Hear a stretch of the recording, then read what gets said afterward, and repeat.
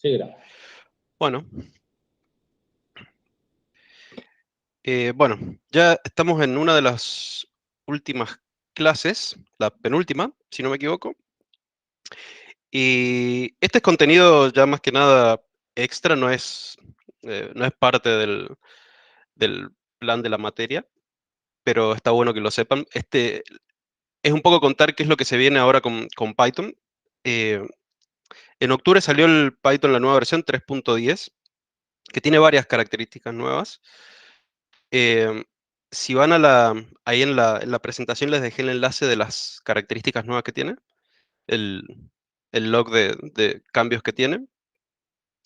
Y entre muchas otras cosas, entre todas estas cosas, hay algo que se llama Structural Pattern Matching, que es lo que vamos a ver ahora. Pero bueno, hay otras características que están bastante interesantes. El que quiera ver alguna de estas cosas las puede ver.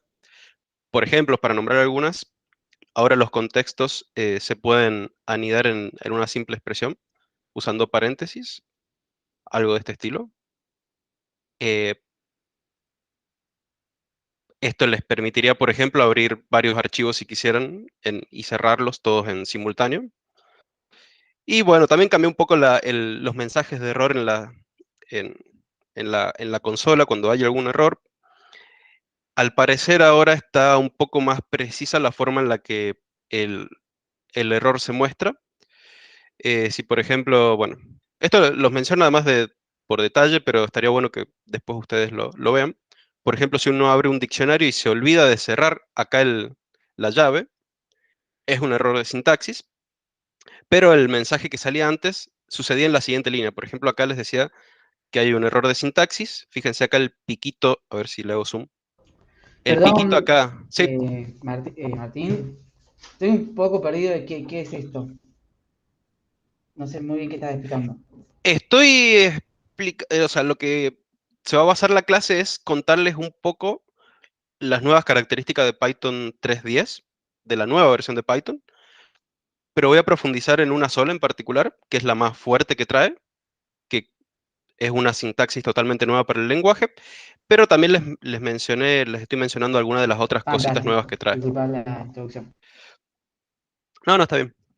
Em, bueno, por ejemplo, este mensaje de error para este tipo de error de sintaxis, antes les decía que el error estaba en una línea que no correspondía, y ahora el error, al parecer, mejoró. Les dice que la llave nunca se cerró. Fíjense que Ok. antes les decía sintaxis inválida y andás a ver qué quiere decir. No, no, son Porque, ejemplos distintos. Antes lo que te decía era que ponerle que, vieron que dice en el siguiente, en el que está que hay un diccionario, y se expect, estoy apuntando como si ustedes me vieran, en ese que está, no tanto, no tanto, el que estaba ahí, el de arriba, el de arriba. ah, Ese dice expected, el de abajo, justo el de abajo. Dice bien, expected y abre llave, y nunca la cierra.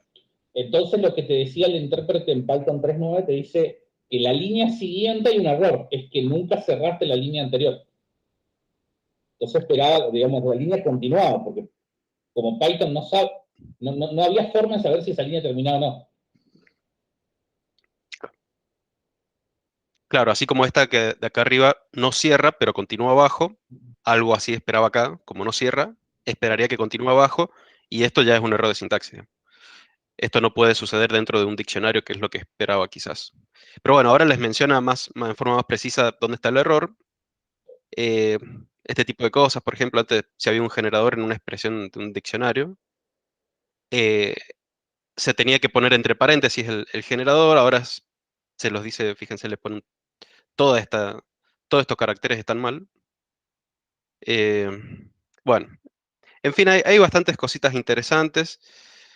Eh, Todavía no terminé de ver todo lo que va cambiando. Hay algunas cosas como estas, por ejemplo, que no hacen a aprender cosas nuevas, sino que simplemente este tipo de cosas las vas viendo a medida que vas usando el lenguaje, no necesariamente va a requerir que aprendan cosas nuevas. Pero lo que sí vamos a ver ahora es algo totalmente nuevo que no había en Python, que es esto del el reconocimiento de patrones, el Structural Pattern Matching. Em, en Python ya existía algo similar a esto del reconocimiento de patrones.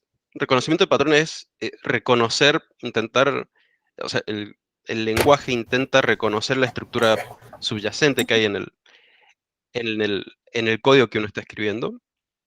Y en este ejemplo, donde uno tiene una tupla de valores y la quiere desempacar o empacar en distintas variables, uno podía hacer algo de este estilo, en el cual Python reconocía que esto era una tupla, esto también es una tupla, entonces intenta asignar todos estos elementos que están acá en estas variables. Y la forma lo que hacía era, bueno, eh, el primer valor de la tupla se asigna a la primera variable, el último se asigna a la última variable, y este asterisco es similar al operador asterisco que se suele usar en las funciones. Cuando uno hace asterisco args, lo que hace es asignar asignar esa secuencia de variables de una longitud arbitraria. Todos esos elementos los asigna a una sola variable. ¿Bien? Entonces, si uno ejecuta esto, hace exactamente eso. El primero va al primer valor, asigna todos los que siguen a una Claro, se variable, da y el cuenta quiénes último son los que lo están en el asigna a medio. una. Claro, ¿Cómo? se da cuenta quiénes son los que están en el medio, básicamente. Claro, Claro, o sea, traten de pensar qué tenés que hacer si vos no tuvieras ese operador asterisco. Vos solamente sabés que tenés que meter en las tres partes. Por ejemplo, interesante sería que, o sea, y también tener en cuenta que si son dos no puedes asignarlo, si son uno no puedes asignarlo, si claro. son, Esto es el error. claro, Hay tenés que empezar demasiados a, valores para la cantidad de variables que yo estoy queriendo. y tenés que empezar a ver la longitud, cuántos hay, cuál es el primero, cuál es el último, y ahí lo que del fondo lo que está haciendo el lenguaje es entendiendo qué datos hay. Muy O bueno. sea, no, qué datos. ¿Cómo están estructurados tus datos? Eso es lo que entiende ahí. Porque eso lo puedes reemplazar por unos dos if, probablemente, o tres if, Pero si pero te pones si agrega. pone entre paréntesis del 2 al 5, ¿no lo entiende? Pero Sí, no, pero pero es otra ahí, cosa. ahí está No es, diciéndole otra cosa. claro, Te está diciendo agarrar tres cosas, que la primera es un número, la segunda es una tupla y la tercera es otro número, y asignárselo. O sea, esa es la versión fácil, sería, pero ahí ya vos le cambiaste los datos. Claro, claro. claro. O sea, acá no es, bueno, ahí aparece esto, pero eso que decís, Benja, o sea, esta tupla es, si uno le pregunta si es igual a esta otra tupla, les va a decir que sí, pero si uno hace lo que decís vos, les va a tirar false porque es una tupla distinta. O sea, esta Sí, es una sí, sí, tupla de sí. 3 elementos, donde el segundo es, Sí, es entendí, sí, una entendí. tupla. Em, bueno, entonces, volvemos a ver cómo era esto. Así. Entonces, bueno, Python ya nos daba este tipo de lógica en la que uno podía eh, tratar de reconocer la estructura esta interna que tenía nuestro objeto, pero era bastante limitada, ¿no? Era más que nada orientada a este tipo de secuencias, el cual, bueno, ya teníamos este operador asterisco que nos permitía agrupar de ese tipo de secuencias en una variable de longitud arbitraria en este caso. Lo que se introduce ahora en la nueva versión es esta sintaxis match, el cual lo que nos permite es hacer prácticamente esto, pero llevado a una flexibilidad mucho más grande, en el cual podemos extender este tipo de lógica a cualquier objeto en principio. Bien. Esto ya existía, si esto le suena, ya existía en otros lenguajes, eh, de forma similar, no exactamente lo mismo, que es la sintaxis del switch en lenguajes como C, por ejemplo, en donde uno podía hacer un switch case y elegía el tipo de casos que quería, pero eso está orientado más que nada a chequear igualdad en los casos que uno está chequeando. Por ejemplo, enteros. Uno hace un switch y una variable, ya vamos a ver algunos casos, pero uno hace un switch de... eh, La estructura no existía, digamos. claro, o sea, no era la estructura interna como acá lo que se chequeaba, sino era el valor de la variable. ¿Bien? Se chequeaba el valor de la variable y tenía que ser, obvio, un entero o capaz un string. Interesante, estuve para hacer toda esta filmina en la Exima Media con el Trinche, me puse a leer la documentación de Java. Java no tiene pattern matching actualmente. C y C++ tenés que bajarte librerías, o sea, el switch no es con patrones. Y el C# te dice, el switch actualmente y a partir de tal versión es un pattern matching. Antes de eso es simplemente un if, como es el viejo Claro. switch. Entonces, bueno, acá la idea que estaría bueno que se lleven de esta parte es que el switch en C solamente chequea la igualdad en los valores que uno está chequeando, y el match, como vamos a ver ahora, además de de chequear la igualdad, chequea la estructura interna, ¿sí? Para eso vamos a un ejemplo. Esto sería un caso clásico para usar similar a un switch, en el cual yo tengo una función que va a recibir un número de error que me va a regresar algún proceso después de que se ejecute un proceso. En general regresan algún número de error. Y acá podemos revisar, tomar distintas decisiones en base al valor que tiene este número, ¿sí? Y la sintaxis nueva que ofrece el match es, bueno, no está resaltado Eso, todavía. Supongo que en algún eso momento se en va... 3.9 no está, decís. O sea, No, no No, está esto. ah, Fíjense que el intérprete todavía no me resalta la sintaxis. Esto probablemente se resalte en forma similar en verdecito oscuro como el def, o el if, el for, ese tipo de cosas. Bueno, la sintaxis esa simplemente es un bloque match. Uno pone acá la variable o el objeto que quiere comparar y identado adentro los casos que uno eh, quiere analizar, ¿sí? En particular, vamos a considerar el caso, por ejemplo, acá se usa la palabra reservada esta case, en que el número de error sea 0, ¿bien? Y acá en este bloque, en todo este bloque interno que también va anidado, se ejecuta todo el código que uno quiere ejecutar cuando la variable number sea 0. Y lo mismo cuando sea 1, cuando sea 42. Y finalmente tenemos el caso por defecto, es decir, que ninguna de estas opciones se cumpla. Nos ofrece este guión bajo, que vendría a ser como el comodín, este wildcard, que es el nombre que tiene, el cual es el caso por defecto. No se cumplió ninguna de estas condiciones, entonces ejecuta esto, sea el número que sea el, el valor es. Entonces, bueno, uno puede ya ejecutar esta función, le pasa el numerito y les dice eh, caso 42, ¿bien? Lo mismo que si yo le mando 0, por ejemplo, no va a hacer nada porque simplemente hace un pass. Si yo le mando cualquier otro número, bien, no coincide con ninguna de las opciones, entonces termina por el caso por defecto. Martín, Sí. no logro entender con el ejemplo, capaz que venga después, pero no logro entender la diferencia al switch. es porque esto no sirve para nada lo que acabamos. Ah, listo, No, bárbaro. esto sería algo exactamente idéntico al switch, donde Sí, uno compara con pero valores enteros. el Switch perfecto. está en Python, no es de C. Claro, es para hacer la analogía con otros lenguajes. Están perdiendo todo lo que acaba de explicar en la filmina anterior. O sea, ustedes pueden ver dos cosas acá. Por un lado, está diciendo, está comparando igualdad, pero nosotros le decimos, no está comparando igualdad. Está comparando estructura. El match hace eso, no compara igualdad, compara estructura. Por ende, hacer eso con un match, lo que ven ahí en el ejemplo, es lento como una tortuga en vez de un if. Están regalando secuencia de micro, al pedo. Y encima están escribiendo más. El if es más corto, mucho más corto. Claro. Encima es menos flexible para algunas cosas. O sea, tiene un montón de defectos ese ejemplo en particular. El match acá lo que está haciendo es diciendo, tengo una variable que se llama erno. Cuando vos le preguntás si es 0, no está validando que ese número sea igual a 0. Está validando que tenga ese 0 que estás poniendo ahí, tenga la misma estructura que la variable que le pasaste. O sea, que sea un entero con ese valor. Y vos decís, bueno, pero eso es lo mismo que la igualdad. Y claro, en número sí, porque en número no hay otra cosa.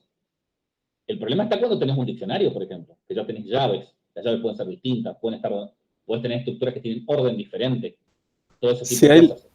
si ahí le pasas a la función el 1 real, no el 1 entero, te lo va a tomar el 1 punto, me refiero.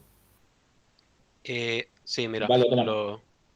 Lo va a tomar porque, digamos, porque la estructura subyacente es la misma.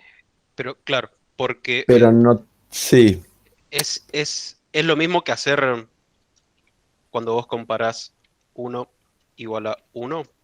sí, Lo que pasa es que Esto bien, para Python es similar porque puede castear, puede bien, comparar sí, los sí, sí. tipos en este caso. el Ah, tema es sí, que entiendo también bien. igualdad en Python no quiere decir mismo tamaño en memoria. En otros lenguajes Sí, sí, en C sí, por ejemplo. sí, sí, sí, entiendo.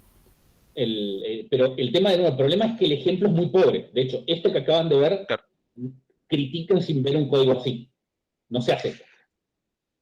Claro, esto era simplemente un caso básico para mostrar No, la pero sintaxis. está bueno que lo hayan agregado. A mí Es sí que me no sirve para molestaba. nada. No, Está no, bueno el claro, o ejemplo. sea, si en Python tienen que hacer esto, lo están haciendo mal. Es como les dice Juan, si tienen que hacer esto, usen un if. Esto no es el caso de uso para el match, esto. Ah, ok, perdón. Ok. Eh, Yo en eso C era lo uso simplemente, así. En C lo uso siempre así. es que en Lo C está bien usarlo así, que porque pasa en es C, que, de nuevo, Benja, el switch no es match. Estás volviendo a mezclar de nuevo las cosas. El switch es un if con varios else. En Python tenés el if. Ok.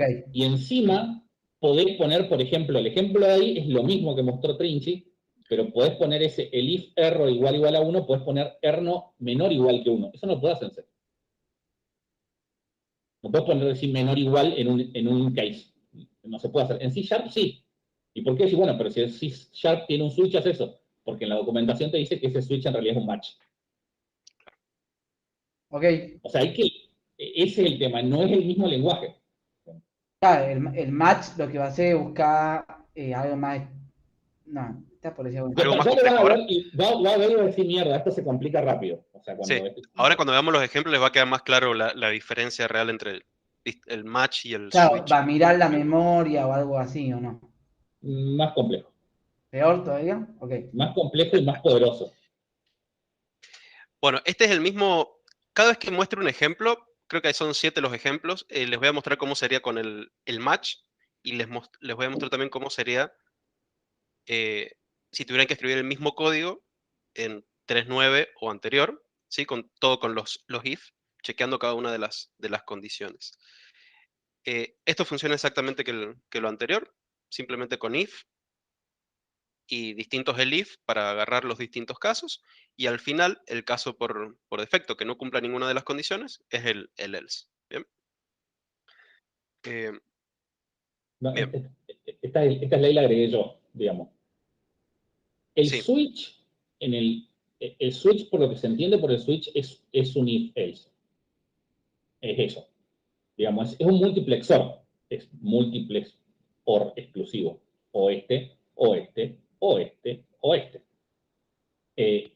Está inventado porque es largo escribir else if, que es lo que uno tiene que poner en vez de usar un switch en C.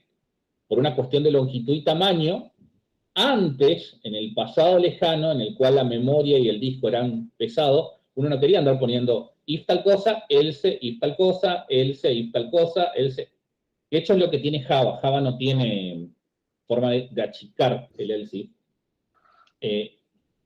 Y es por eso que se inventó el switch. Pero en realidad es un if. Es un if. Son un montón de if puestos todos al mismo nivel, pero no hay que hacer un if.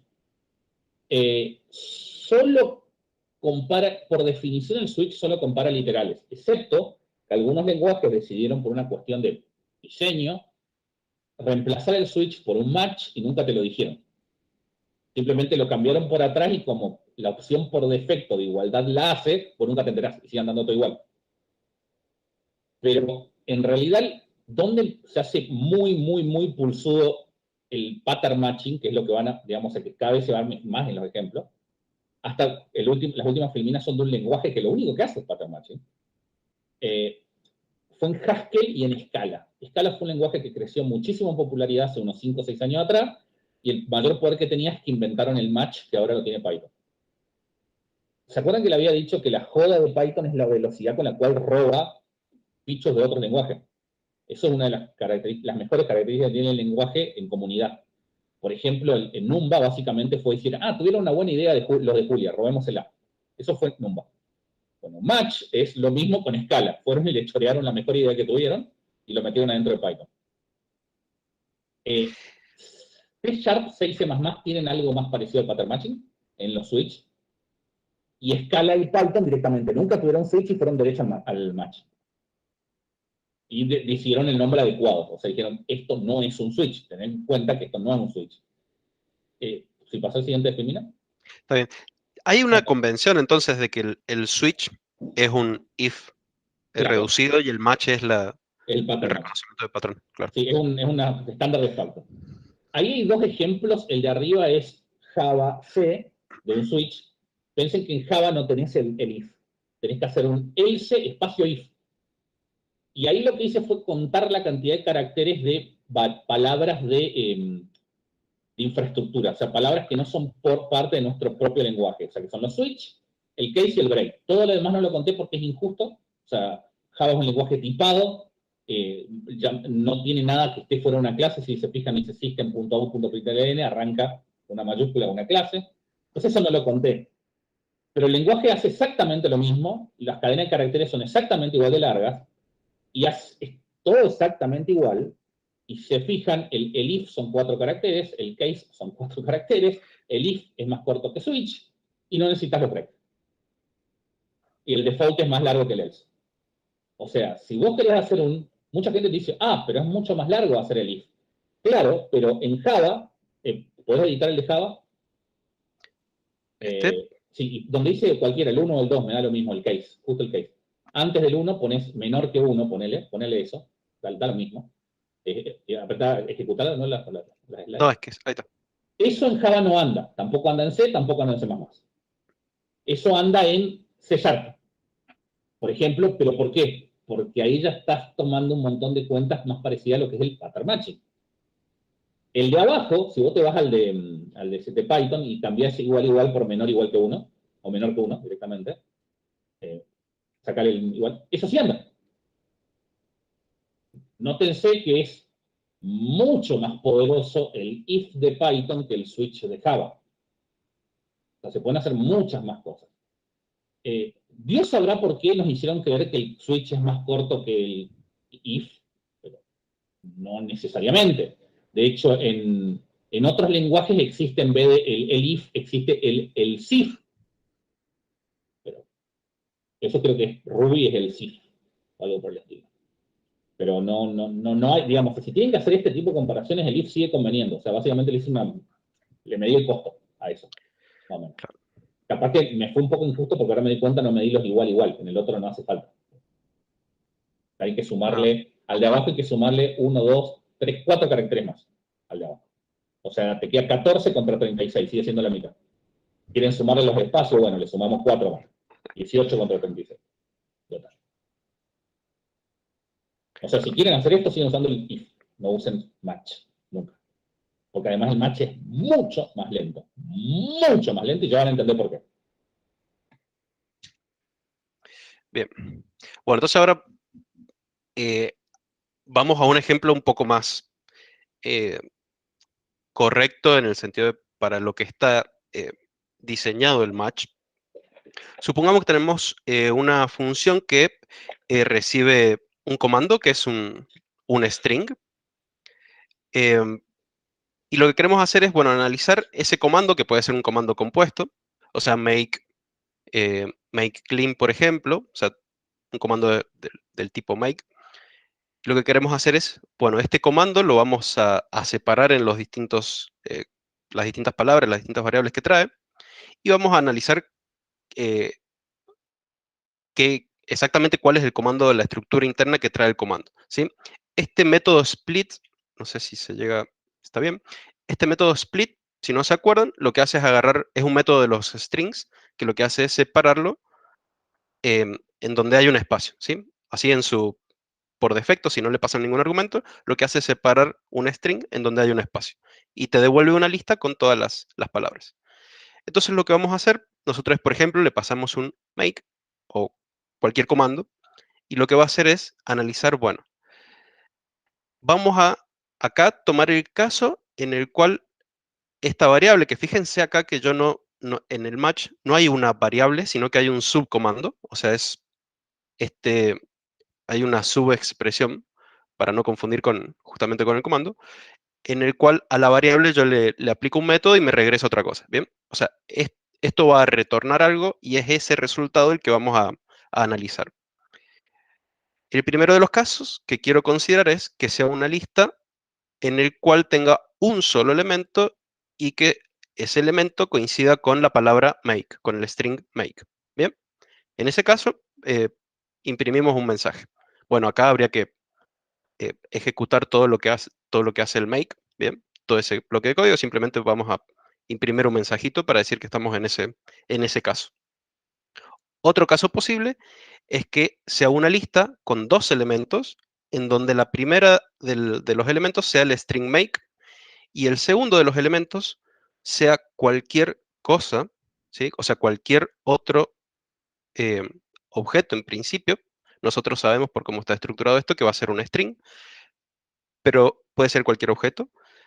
Em, y fíjense que yo no le estoy pidiendo eh, ninguna palabra, ningún string en particular con el cual machar. Simplemente cualquier segundo elemento que venga, eh, asígnamelo a esta variable. ¿Bien?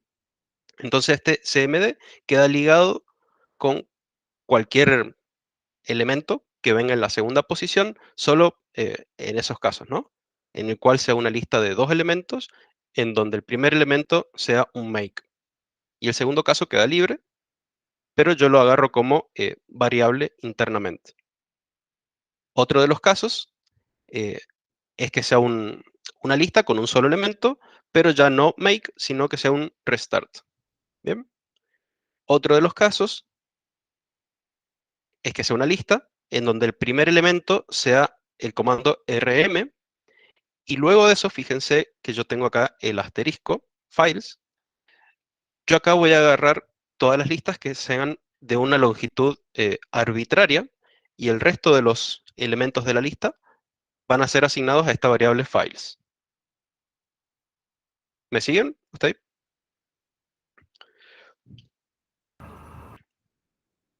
¿Sí? ¿No? Bueno. Sí, sí. Sí, dale. Sí, sí, perfecto. Y bueno, y finalmente el caso por defecto en el cual no se detecte ninguno de estos patrones, entra al caso por defecto. Entonces, bueno, yo mando primero el comando make y entra correctamente donde debería entrar el bloque del default make. Si yo ahora mando el string make clean, fíjense, entra al bloque del make command found, es este, el segundo, make command found, y me imprime cuál es el comando, el segundo comando que encontró, que es clean. Bien. Eh, bueno, a ver acá si... Bueno, lo voy a cerrar así. Poner punto y coma y ejecutarle de nuevo la celda. Entonces te va Es buena esa. Es- Nada, pero bueno, me lo bueno. muestro igual. Pero comentala. Y ya está. Ya.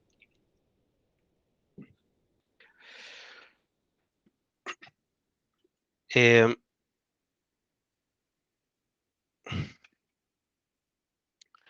Esto para poder ver todo junto acá. Bien. Bueno, entonces ahora vemos ya, acá muestro varios ejemplos. ¿Qué pasa si mando el comando restart? Eh, Entra el bloque del restart. Si mando, debería haber hecho esto al principio. Este comando rm, que recordemos que agarra una lista en donde el primer elemento es rm y el resto de los elementos, sean el número que sea, no me importa tampoco qué valores contengan, los va a asignar a esta variable. Fíjense, yo le mando rm a b, c, el split lo separaba en los espacios, y después imprime el mensajito, donde está el a, b y el c. Si yo le agrego acá el d, también lo va a agarrar. Finalmente, el último ejemplo, algo que no coincida con ninguno de los patrones que especifique, va a entrar al bloque por defecto. Bien. Entonces, fíjense, acá ya podemos ir viendo realmente lo sutil que puede ser la descripción acá de los comandos, porque yo acá en ningún momento le especifiqué que esto tenía que ser exactamente de longitud 2, ¿sí? Pero lo entiende solo. O sea, yo le doy una lista, compárame con un caso en donde yo tengo una lista con 2 elementos, en donde a mí nada más me interesa que el valor del primero sea make. El segundo no me interesa, pero guárdamelo en esta variable. Así yo después lo puedo utilizar. Se acerca mucho más a lo que es la idea de variable matemática. O sea, lo primero es una constante make y lo segundo es una variable. Metele ahí. Martín, te hago una Sí. consulta. Si quisieras pasar una lista de longitud 1, Bueno, vamos a analizar. Si el elemento 1 es make, entra acá. Claro. Acá no va a entrar porque este es de 2. Listo. Acá sí. Si es de 1 y es restart, va a ser ese. Si no, por ejemplo, corramos este. Make, Podés supongamos que yo elegí.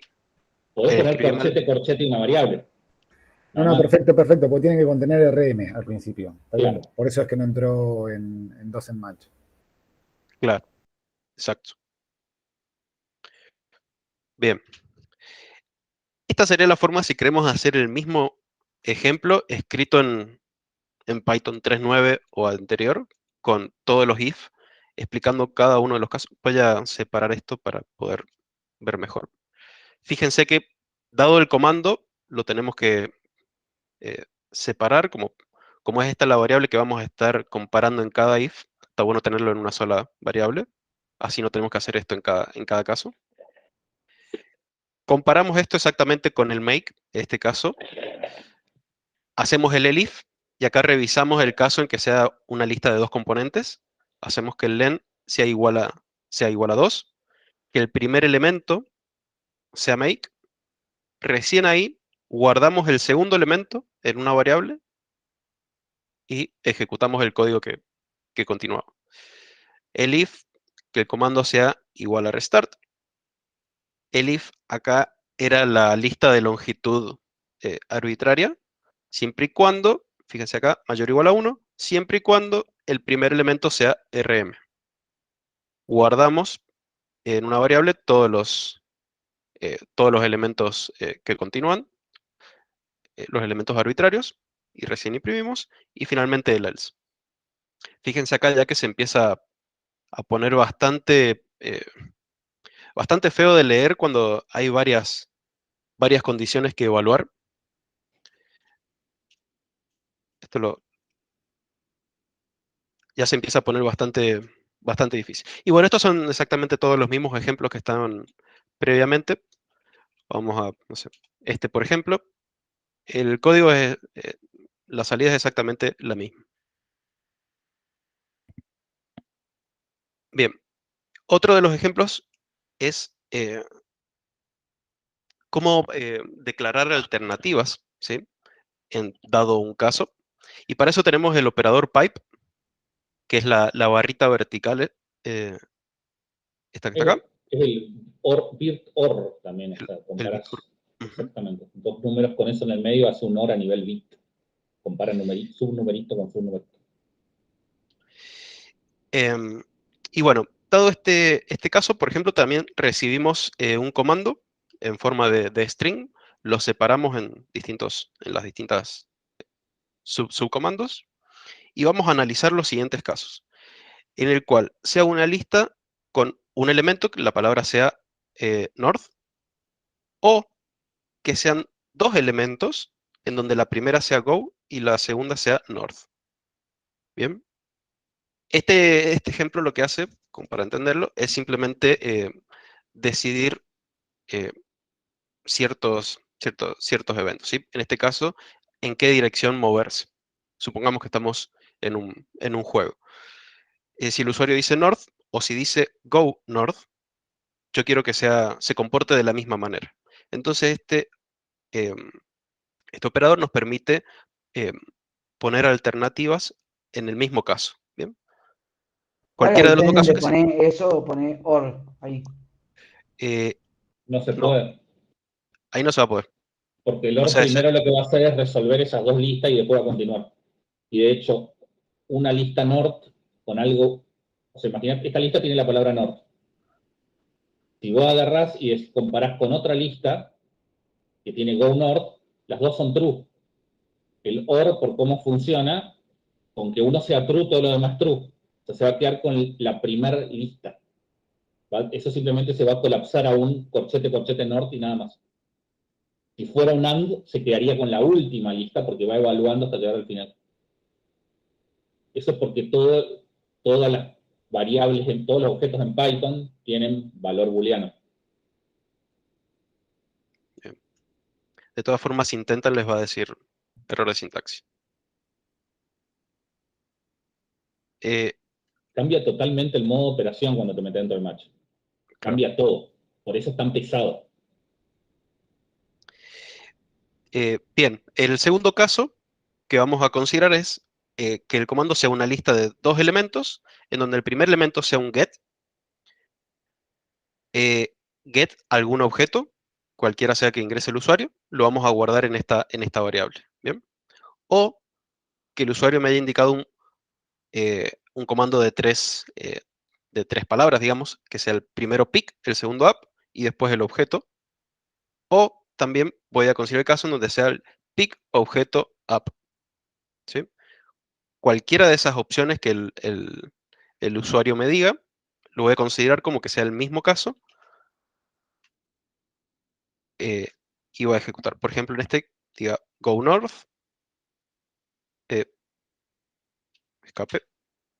Y acá, por ejemplo, yo digo pick up sword y me va a agarrar la espada. Si yo digo, por ejemplo, pick sword up, también. ¿Alguien se acuerda de los juegos conversacionales de la década del 80?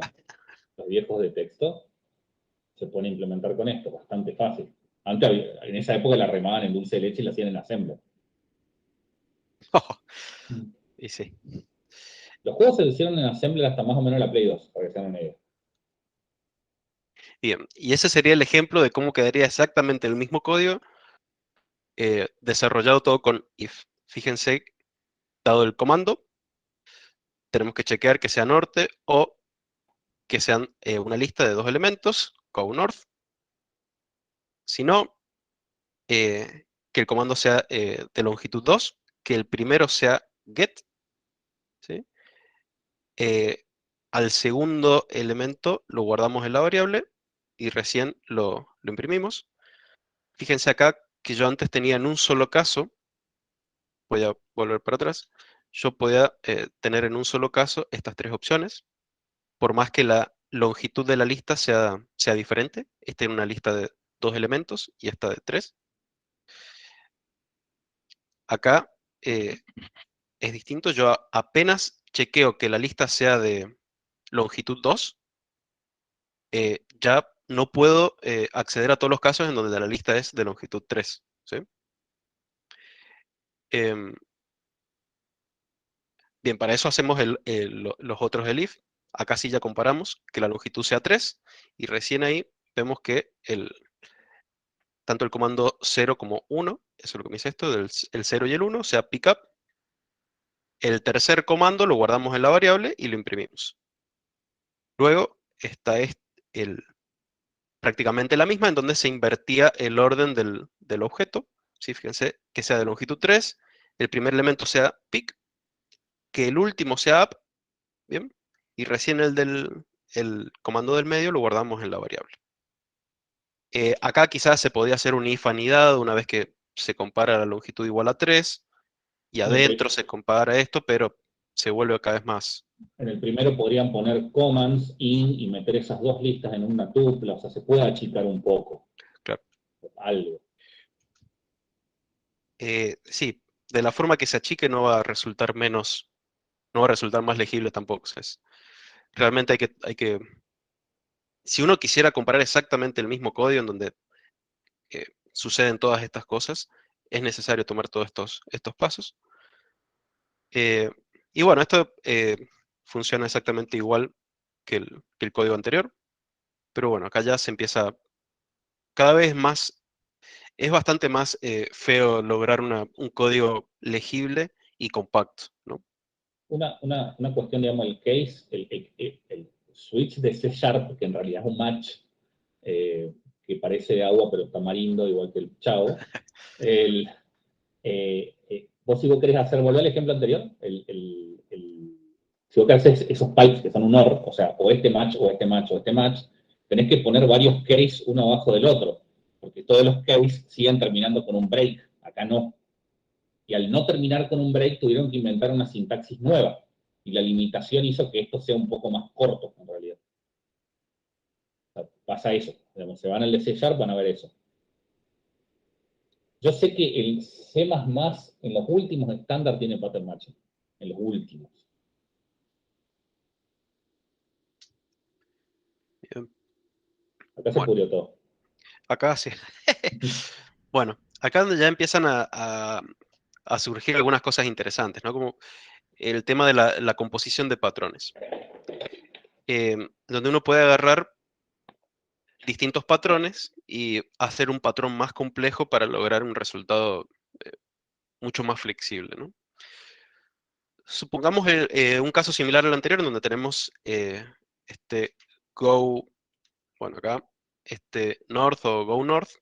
Queremos analizar algo similar en donde tenemos el go y una dirección en la cual se va a mover nuestro, no sé, el personaje del juego. Agarramos el comando, lo dividimos en los subcomandos y lo que hacemos es decirle, bueno, esto va a ser una lista en donde el primer elemento sea el comando go y el segundo elemento, fíjense acá, abro paréntesis y mando todo este patrón. O sea, esto ya me dice que son dos comandos, en total son dos comandos en donde el primero es go y el segundo es algo que va a estar dado por este patrón. Y en particular, este patrón me dice que puede ser este segundo elemento, el comando north, o el comando sur, o este u oeste. ¿Bien? Cualquiera de estas opciones es válida, a mí me interesa, quiero que la consideres como verdadera, y además que me lo guardes en esta variable dirección. Así me queda registrado efectivamente cuál de todos estos comandos fue el que se ejecutó, digamos, cuál es el que está sucediendo. Si yo corro esto, fíjense, le digo go north, me dice going north. Si le digo go east, me dice going east. Si le digo cualquier otra cosa, no sé, norte, mal escrito, no pasa nada porque no declaré qué sucede en un caso por defecto, entonces eh, ahí sí quizás es como el if-else, si ustedes no declaran el else y el if resulta false, no se ejecuta nada, acá igual. Si no reconoce ningún patrón y no declaran el caso por defecto, no se ejecuta nada.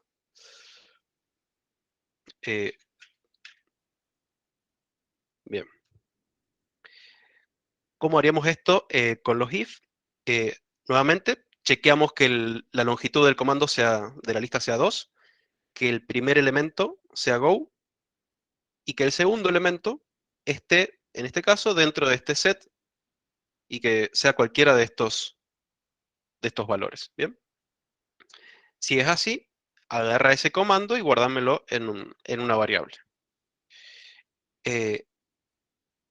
Bueno, acá capaz se podría poner un walrus también acá adentro, pero se hace más largo, no tiene mucho sentido. Y más turbio. Sí, se hace cada vez más difícil. Para los que sepan regex, hasta ahora estamos solo con string. Todo esto se podría reemplazar por regex. Para los que sepan regex. Yo sé que José es uno de los que sabe, pero sigue siendo ultra remil turbio de entender todo. Sí, es que no es para nada fácil el regex tampoco. Escribirlo y leerlo. El regex es de solo escritura. Es una de las pocas cosas que son de solo escritura. Se escribe una vez y ya está. Y anda. Y después te olvidas. Bien. Bueno, entonces esto funciona exactamente igual que el caso anterior. No sé, ¿preguntas hasta ahora? ¿Algún ejemplo que no se haya entendido? Bueno.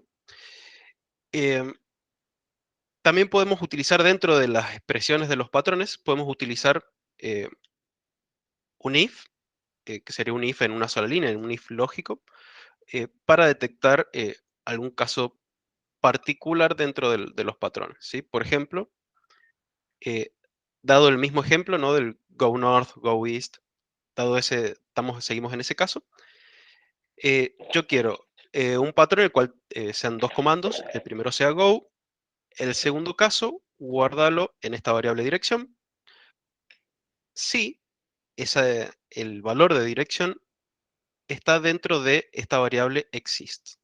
Fíjense que es similar la estructura al que acá, es similar a este caso en el cual yo le digo que el comando de dirección en este caso esté dentro de este set, ¿bien?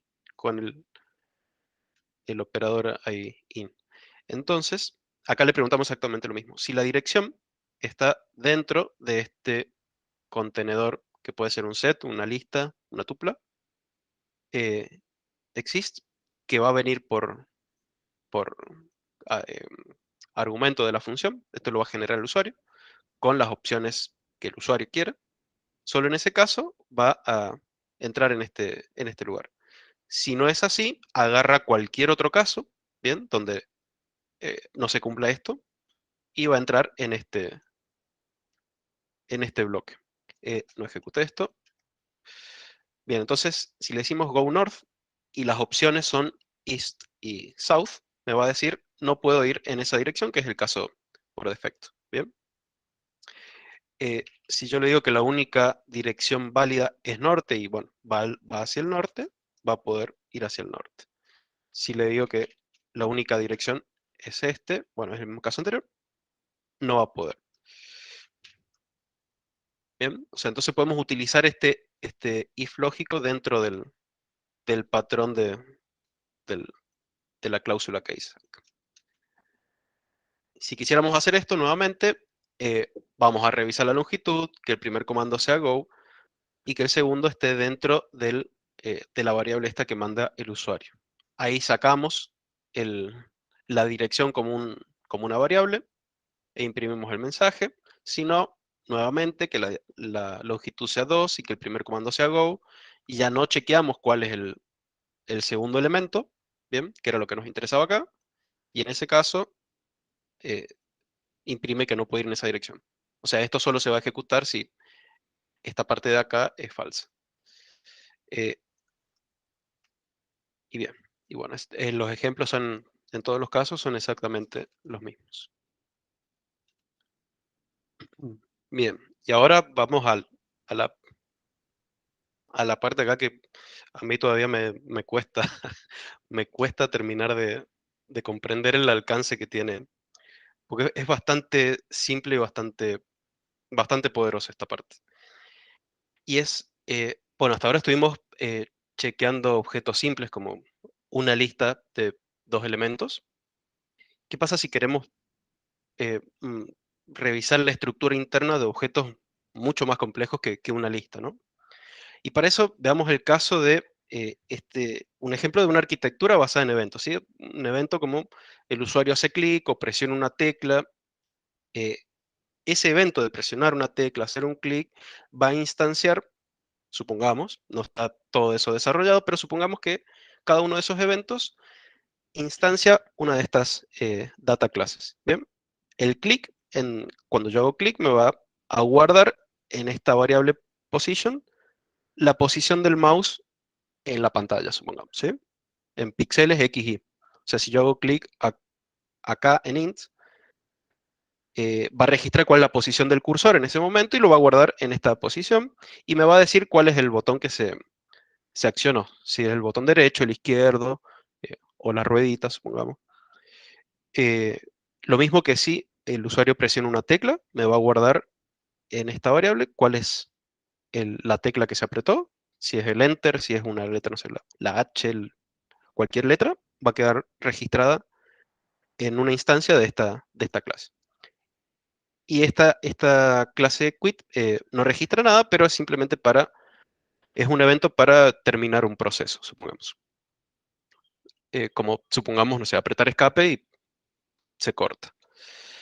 Dado este tipo de objetos, supongamos lo siguiente. Yo voy a machar yo voy a machar un evento dado que sucede en algún momento, ¿bien? ¿Y yo qué le voy a preguntar al evento?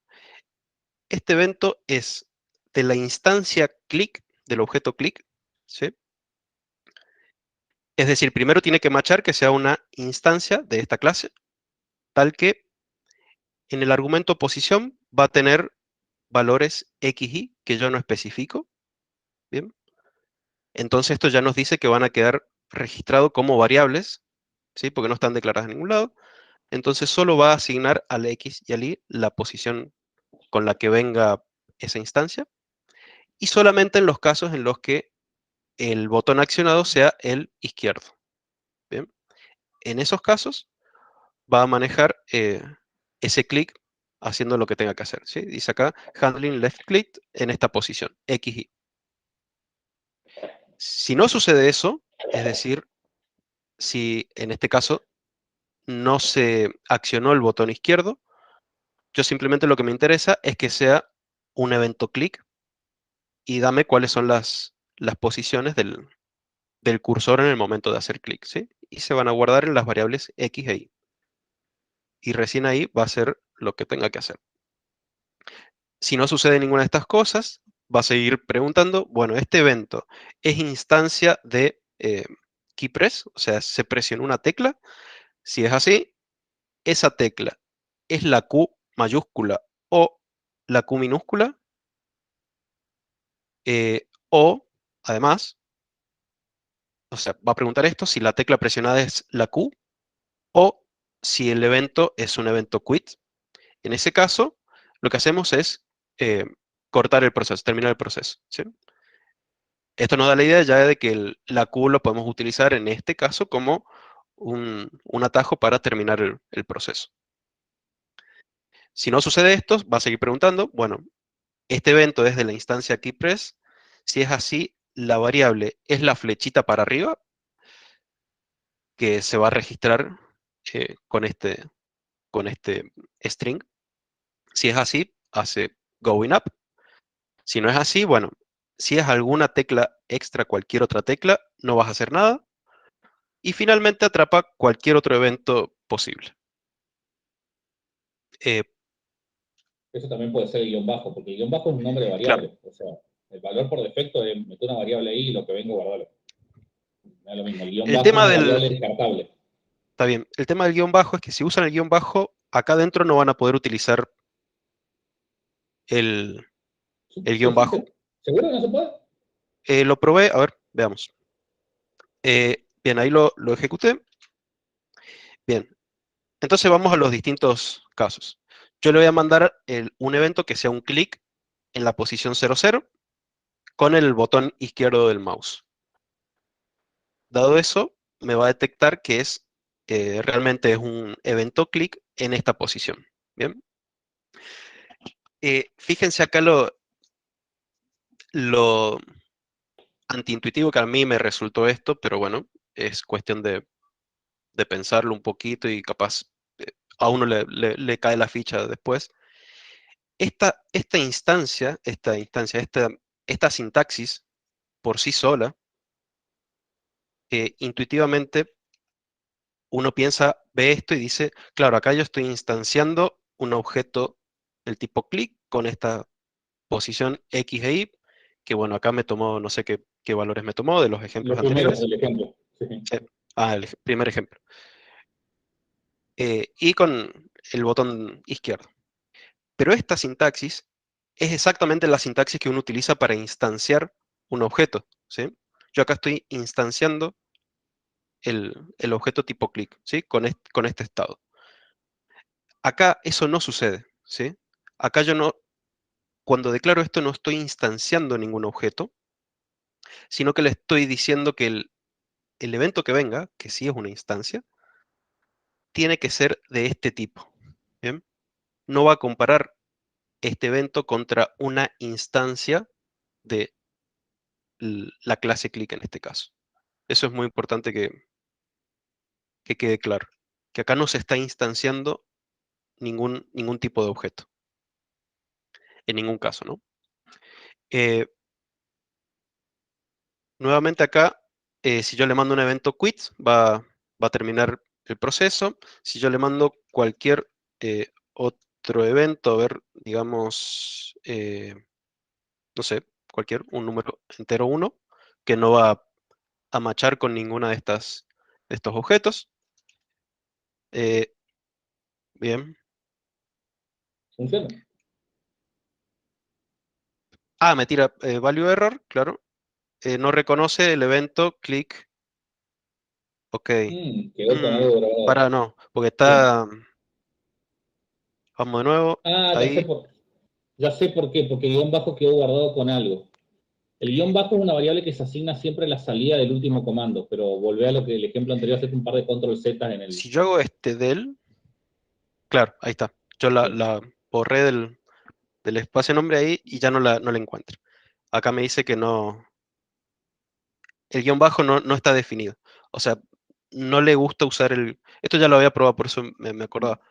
No le gusta usar el guión bajo como variable, simplemente como esta wildcard, digamos, que es una variable basura que se crea acá y se destruye, o sea, no se puede utilizar. En ese caso, tenemos ya guardado en el evento mismo, ya tenemos cuál es el evento que no está reconociendo. No hace falta... Está fallando el del. porque ahora no existe, claro. Bien, ahí está bien.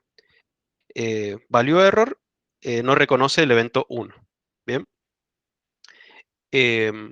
Acá se puede agarrar, que era a lo que iba Juan, en cualquier evento que no reconozca se puede agarrar en una variable cualquiera eh, y va a funcionar bien.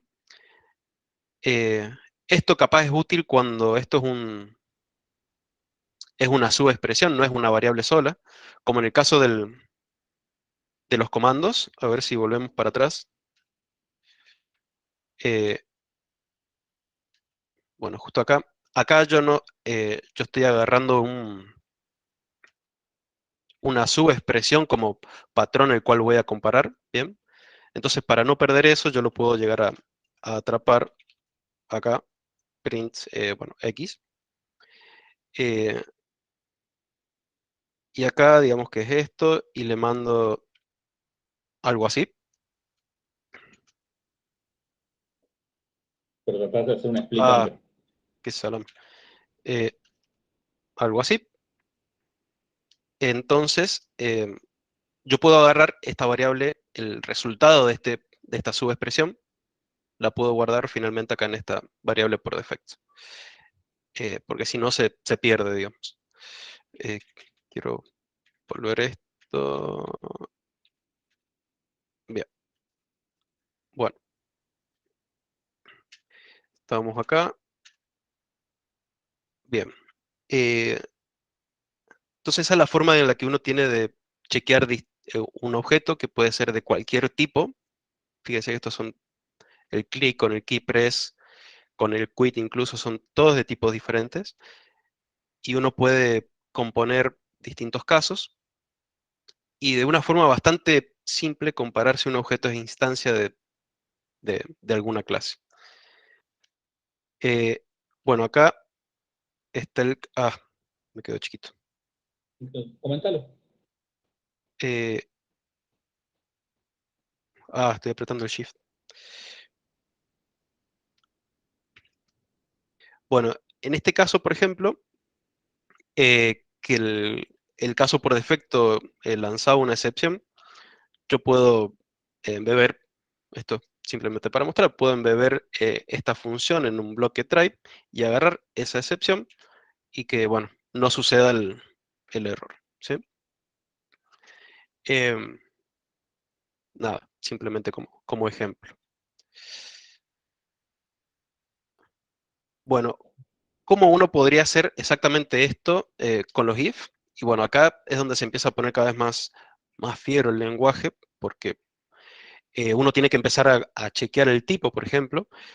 Uno tiene que chequear si el objeto de evento es instancia de click. En ese caso, revisa la propiedad del botón, si es el botón izquierdo.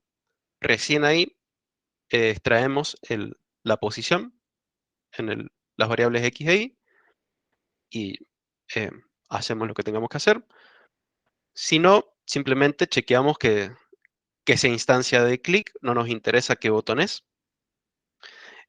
Después revisamos, si no sucede nada de esto, si es instancia de keypress, si la tecla apretada es la Q, minúscula o mayúscula, o si además es instancia de la clase quit. Recién ahí hacemos el quit. Fíjense acá tengo que cortar la línea porque ya se empieza a hacer todo muy largo. Bueno, y en fin, así uno tiene que ir chequeando en cada línea, cada if, si es instancia del objeto que queremos chequear, ir chequeando cada uno de los atributos que nos interesa y recién ahí realizar el trabajo. Eh, bueno, finalmente también el RAIS si no se detecta ningún tipo de excepción. Esto funciona exactamente igual que antes. El quit también. Y el value error también. Entonces acá ya pueden ir viendo la simpleza de la sintaxis del match ante este tipo de casos, ¿sí? En donde uno tiene que chequear un montón de cosas. O sea, si uno tiene que revisar realmente que son de dos tipos distintos y los atributos internos, uno termina haciendo estos if kilométricos que tiene que cortar en 2 o 3 líneas. Entonces, ahí es donde realmente se aprecia el poder de lo simple y lo compacto que es esta sintaxis.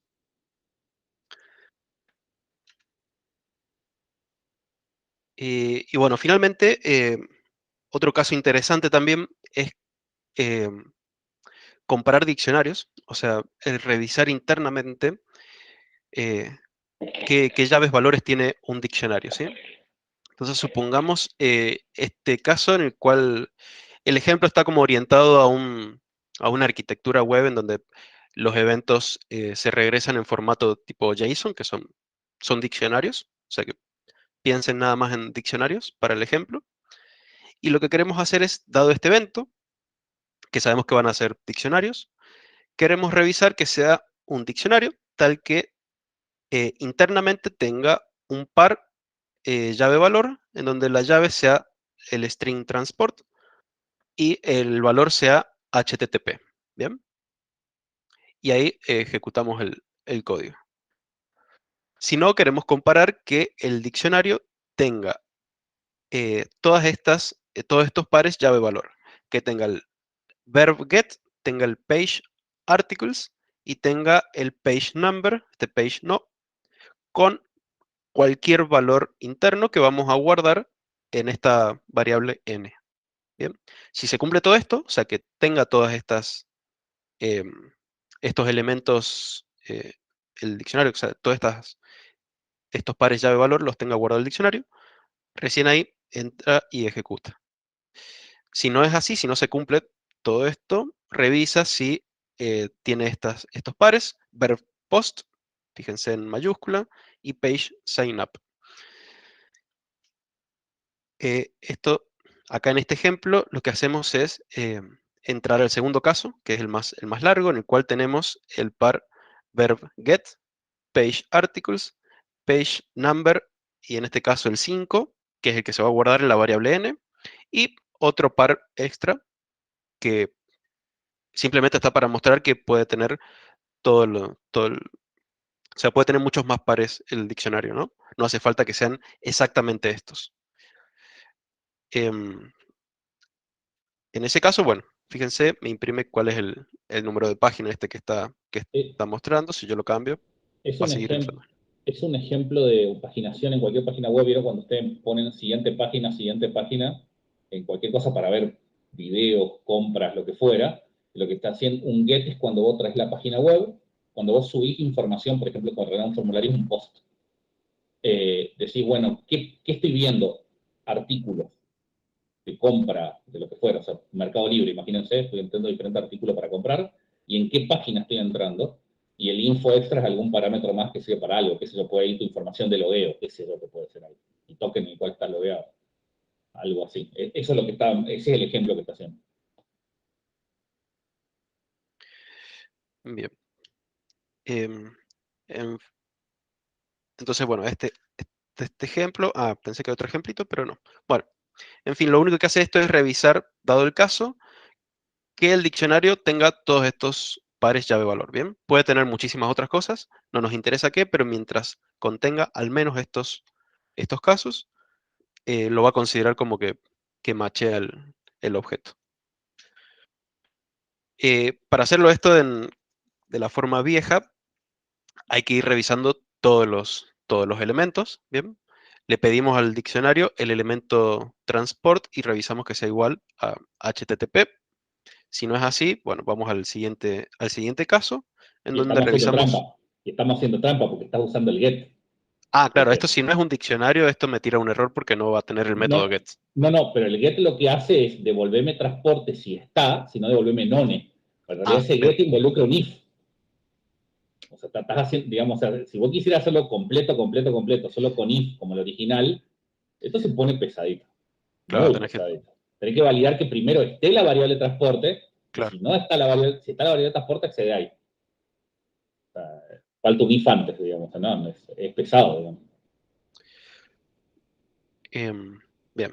Y bueno, y así se revisan, en este caso, todos los pares. Fíjense el getVerb, que el valor sea get, que el page sea articles, que el número, y acá en el caso del page number, simplemente que la llave page number esté dentro del diccionario. Y si es así, el numerito que venía asignado lo guardamos en la variable n y continuamos. Y lo mismo para el último caso. Revisamos las dos llaves. Bueno, esto funciona exactamente como el ejemplo anterior. Y bueno, creo que este es el último ejemplo. Frena, volvé al ejemplo anterior antes de seguir la siguiente filmina. No. Pesa El ejemplo. todo. Sí, no, el macho se está viendo, está lo mismo, sí. Digamos, acá tiene todo esto muy lindo, pero tiene un gran limitante el match, que por ahí no se hace tan evidente. Es un OR exclusivo, o sea, esto o esto otro, o esto otro, o esto otro. No hay una dependencia de que un paso se ejecuta si no se ejecutó el anterior. O sea, da lo mismo en el orden que usted, o sea, como machea patrones, cada uno de esos patrones podrían ser macheados totalmente por separado. No hace falta que sigan un orden. Creo que sí. Pero no, sigue un orden. Pero es porque cómo funciona Python. Pero no hay motivo para seguir un orden. O sea, vos podrías probar todos en paralelo y decir, todo esto pasaron. Bueno, y eso es algo que está resuelto hace muchos años. ¿Sí? La filmina, si vamos a lo que va. Claro. No, sí, quería acotar eso que lo iba a decir y me olvidé, que el orden sí es relevante. Es simplemente como el if, digamos, se van evaluando las condiciones en orden. Por ejemplo, este caso que es un caso más genérico que el primero, en el cual el botón es el que se especificaba, si yo a esto le cambio el orden y lo pongo primero, esta opción nunca se va a ejecutar, porque siempre va, o sea, cualquiera sea el botón que se ejecuta, aunque sea el left, va a entrar acá. Bien, y esto nunca lo va a considerar. Entonces, el orden ahí sí es relevante. Es una limitación propia del lenguaje. Vos podrías decir, corre las dos y dame la más precisa. Claro. Pero eso tenés que programarlo a mano. Es un digregue, un rant respecto al lenguaje. Para eso, hace mucho, está lleno de error ortográfico eso, excepto que lo haya corregido el Trinchi, porque lo hice volando. Y lo leí.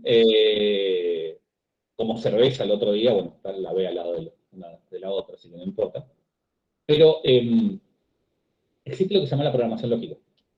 Que es como esto con esteroides. Lo que acaban de ver con esteroides, con muchos esteroides. Estuvo muy de moda en la década del 90, 80, en lo que se llamaba sistemas expertos. Yo voy a dejar que Prince pase la filmina y después les muestro el demo en mi compu. Dale. ¿Cuál es el tema? Nosotros tenemos esta idea incluso en paradigma funcional. Paradigma funcional se empieza a mezclar un poco, ¿se acuerdan que le había mostrado de que datos es función y función es datos al mismo tiempo? Pero esta idea de que vos para hacer un algoritmo necesitas control y datos, básicamente. Bueno, la gente de paradigma programación lógica te dice, no, solamente necesitas datos, solo datos. Y los algoritmos déjamelo a mí. Si vos me presentás los datos de una forma adecuada, yo puedo crear todos tus algoritmos. No tengo ningún problema. Esa es como la consecuencia de un montón de cosas que hace la programación lógica. Los datos se presentan, hay un montón hay más cosas que estas dos, pero las principales son dos tipos de datos. Hechos o facts y rules, reglas. El lenguaje más popular es toda la familia de Prolog, que viene de francés, el programa Logic, Cande, corregime, cualquier cosa, si es que todavía anda por el Cande. El lenguaje creo que no es francés, pero le pusieron el nombre francés. El lenguaje lo único que puede hacer es decir sí, no, a una pregunta. Esto es lo que se hace. Todo lo que hace. No hay un concepto de orden en las ejecuciones y es un gran pattern matching. Lo que hace es simplemente interpretar patrones. El mayor uso del lenguaje son los sistemas expertos. ¿Qué es un sistema experto? Un sistema en el cual vos cargas información de un dominio a lo loco y derivás reglas de esa información.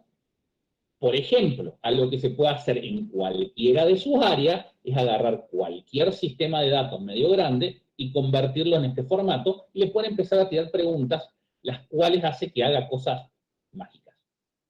Muy buenas. ¿Qué se usa en los sistemas expertos hoy por hoy? Medicina. La medicina se usa muchísimo en los sistemas expertos porque ¿por qué no se usa tanto Machine Learning? Porque es estocástico. Machine Learning te devuelve algo con probabilidad. Este no, devuelve hechos, lógica, formal, bien armadita. Te vuelve sí o no sé responder esto. Si no lo sé, te dice no. No es como el Machine Learning que te dice, y lo sé en un 90%. No, acá te dice no lo sé, directamente. Entonces en medicina es como importante. También se usa para sistemas judiciales, todo lo que es derecho. ¿Lo sé hacer? No lo sé hacer. Frena ahí. Y para cuestiones financieras, en algunas de tomas de decisiones, se puede usar para lo sé hacer y no lo sé hacer. ¿Cómo es el lenguaje, particularmente esto en Prolog? Se ve así, como están ahí viendo abajo. Eso es un sistema lógica muy básica. Tienen que haber visto ¿cómo se llama? Estos enunciados de Sócrates es humano. Cualquier mortal, X es mayúscula, es una variable, cualquier cosa que sea mortal, lo es si también es humano. Y el punto importa, el punto significa, y acá termina la cláusula. Entonces vos le puedes preguntar, ¿quién es mortal? Y te busca todos los humanos, directamente. Vos podés preguntarle, si no está ejecutable, ahí ya le muestro. No, quería ver cómo lo habías resuelto. Pele, Prolog. Si vos le puedes preguntar, le puedes decir mortal Sócrates y busca si hay algo que cumple esa condición. O sea, entra la regla, dice humano, debe buscar un humano, hay un humano Sócrates, si lo hay, sí. Si no, te dice no, nada más. Es todo lo que se va a hacer. Y eso que le acabo de decir, esas dos cláusulas son Turing Complete. Pasa cualquier cosa. Cualquier cosa. Todo lo que ustedes están haciendo en cualquiera de sus disciplinas pueden hacerla con esas dos cláusulas y nada más. Con reglas y hechos, nada más. Ahora sí. Pasa. Soy Prolog de la implementación de facto, es la más popular, anda recontra bien. Podés hacer la parte de sistema experto en Prolog y la parte de análisis de datos más tradicional desde el lado de Python, del lado de C. Está hecho en C, así que para C esto es una librería, nada más. O sea, no tiene sentido. Muchos dicen, bueno, una interfaz programación lógica totalmente en C. Bueno, no tiene sentido que este código es lo mismo. Y lo que tiene es que al no tener el concepto de orden, esto ni siquiera tiene el concepto de paralelismo, esto corre en paralelo. O sea, no hay un concepto de orden de primero machea este, después probar este, no. El bicho sale a machear como le pinta, como le parece. Y está lleno de optimizaciones para hacerlo volando. Lo más rápido para hacer este tipo de cosas. La licencia es BSD, así que se puede usar para cualquier cosa. Tenés también GNU Prolog. Hay tropocientos Prolog, hay muchísimos. ¿Pasa? Una más. La idea de cómo se ordena un programa en Prolog está dividido en dos partes. Por un lado pones todos los, y acá viene lo mismo, digamos, no está el control y los datos, pero están el control y los datos de otra forma. Vos pones una base de conocimiento, que normalmente dicen Knowledge Base o KB, nada más, en la cual vos pones todos tus hechos y tus reglas, se pueden actualizar, tiene un sistema para recargar las bases de conocimiento muy rápido, tiene ciertas reglas, que por ejemplo los hechos y las reglas van en minúscula, no es que se puede elegir, tienen que ir en minúscula, si no el lenguaje no entiende bien qué hacer. El punto termina una regla o un hecho, dice hasta acá llegó la cláusula, la coma es un AND y el punto y coma es un OR, y el operador, dos puntos, el walrus con un solo linita, en realidad es una implicación, se lee como implica que o como if, o sí, pero siempre es if en el sentido lógico. Esto es cierto si esto otro. No tiene nada que se parezca al concepto de funciones. Nada se parece. Una regla es un conjunto de disyunciones y conjunciones lógicas entre un montón de hechos u otras reglas. Directamente. Hasta ahí dejalo yo ya. Dejalo compartir, comparto yo y les muestro ¿se lo muestro andando? Toda tu pantalla. Share. Vamos a ir a y está lo mismo, cualquiera de estas cosas da igual, tienen resaltado sintaxis alguna. Pues hola.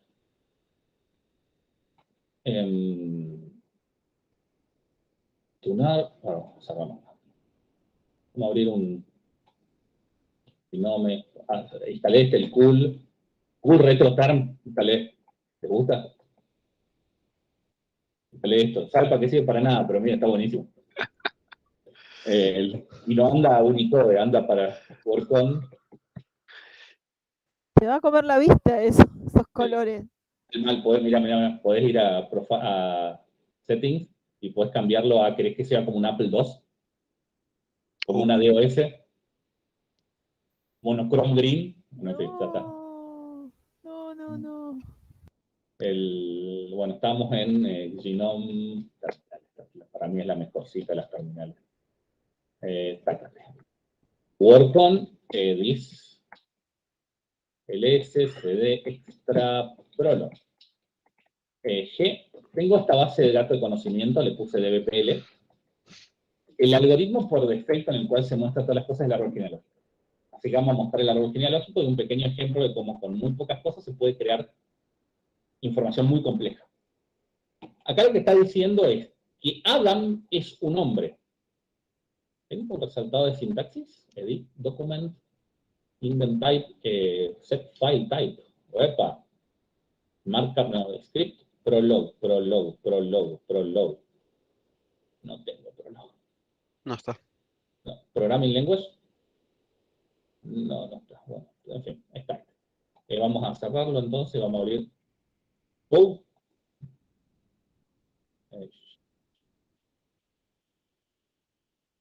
Codedb.pl. Ahí está. ¿No lo abrió? Ahí está. Tiene que tener resultados sintaxis.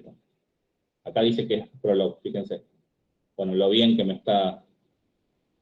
lo bien que me están dando el resultado sintaxis.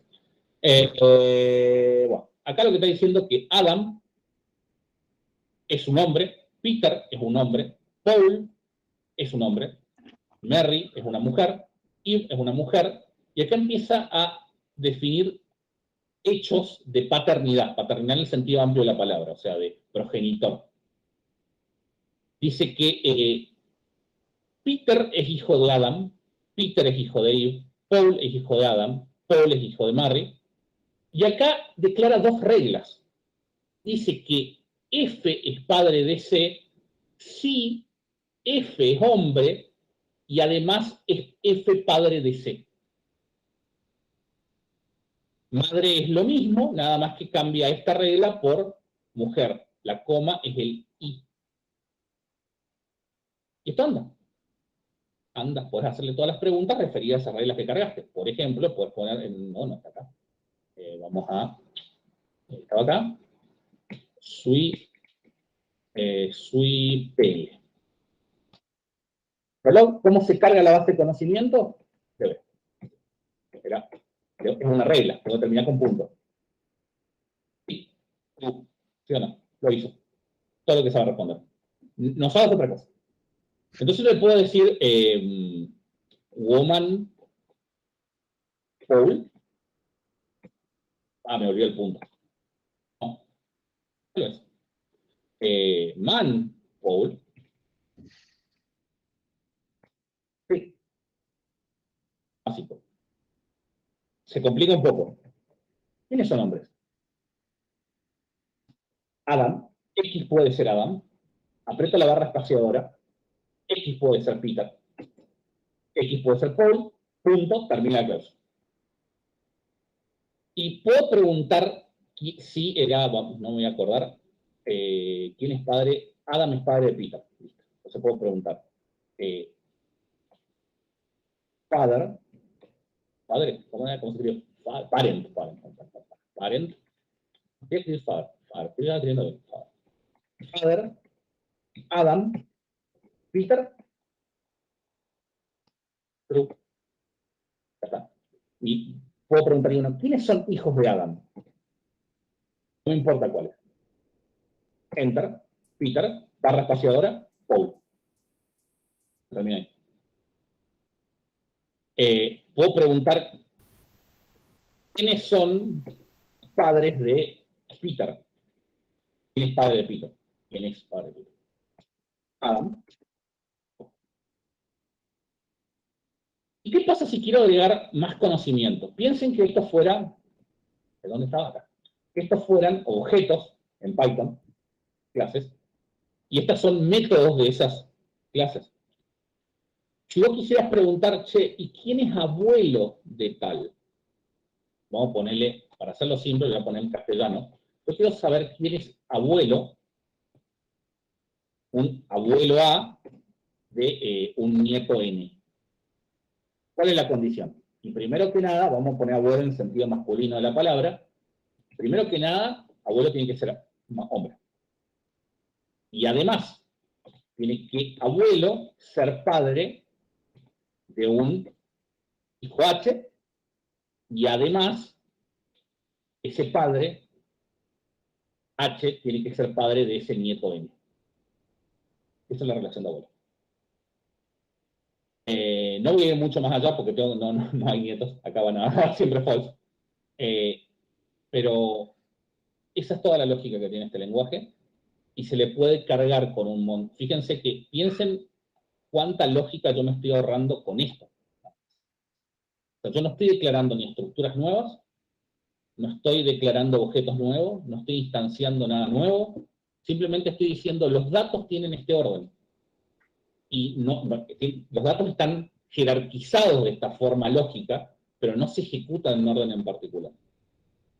Esto es Prolog, esto es suficiente como ejemplo Prolog, es otro de los grandes paradigmas junto con el paradigma funcional orientado a objetos y estructurado. La mayoría de ustedes vienen de estructurado y están migrando en Python hacia orientación a objetos con este curso. Todavía queda el funcional y el lógico, que es este otro. También hay como subtipos más grandes, como declarativo o no declarativo. Esto es declarativo, no decís cómo hacer las cosas, sino qué es lo que hay. Pero esencialmente hay scripts gigantes que agarran bases de datos SQL gigantes y crean estas reglas. Y lo tiran. Y esta base de datos, por más que uno la vea como texto, se leen y se compilan volando y se pueden compilar nativamente. O sea, tiene como todas las ventajas del mundo. ¿Se puede hacer cosas con esto? Miles de cosas, prueba de teoremas. Y si se fijan, es como una versión con mucho esteroide del match. Muchísimos esteroides del match. Y eso es todo. No sé si tienen alguna pregunta que pueda responder al respecto, porque no es que soy experto de esto, pero esto existe. Y lo difícil es no ver esto como una función, no lo es.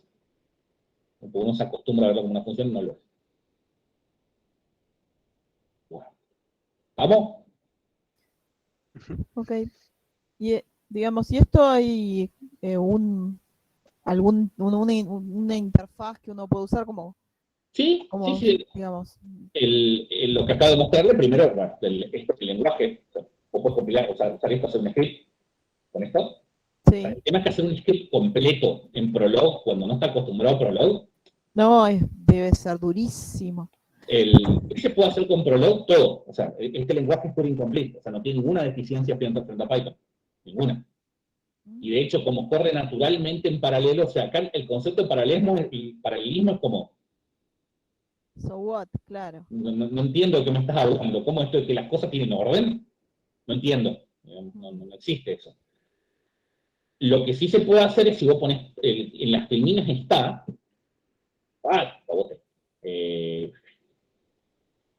no, work on, para work on, control R, notebook, que aparezca.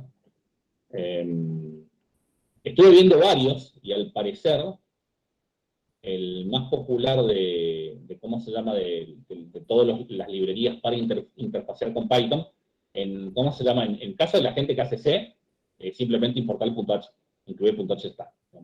Incluir el suiprolog.h y ya está, se terminó.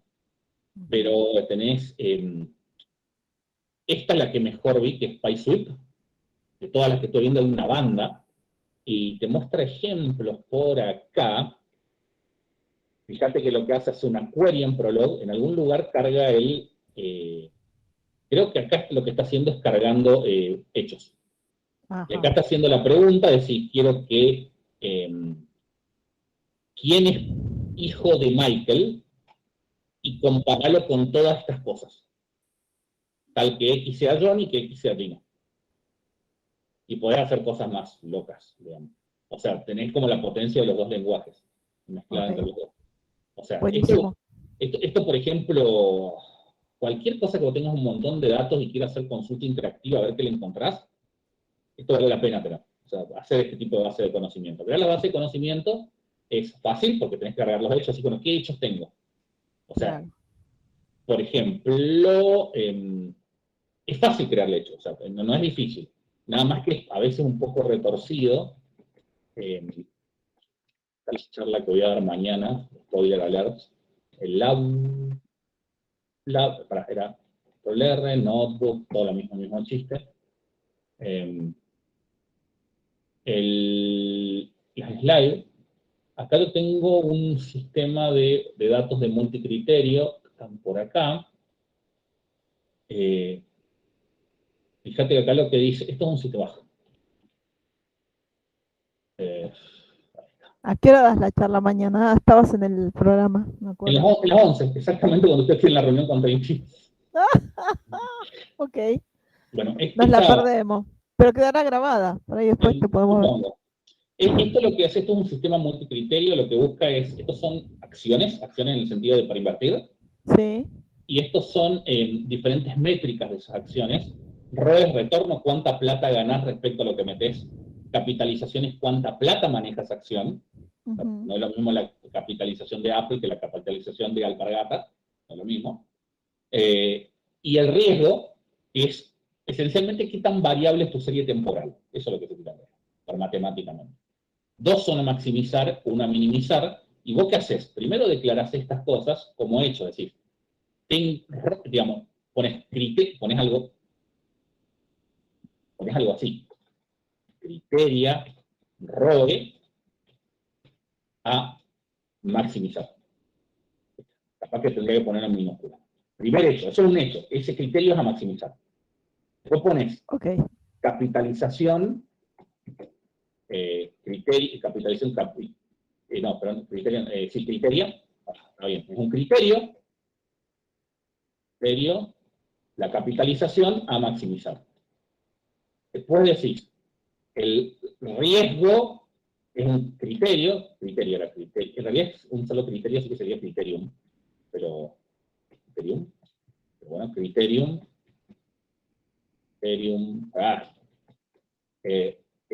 riesgo era RI a minimizar. Encima, bueno, todo esto se tiene que llamar igual, no puedes cambiarle a minimizar. Bueno, ahora decís, bueno, tenés que empezar a declarar las alternativas. Por ejemplo, vamos a decir, hay una alternativa que es P y los valores podés, digamos, acá no conviene, digamos, esto es una alternativa, punto.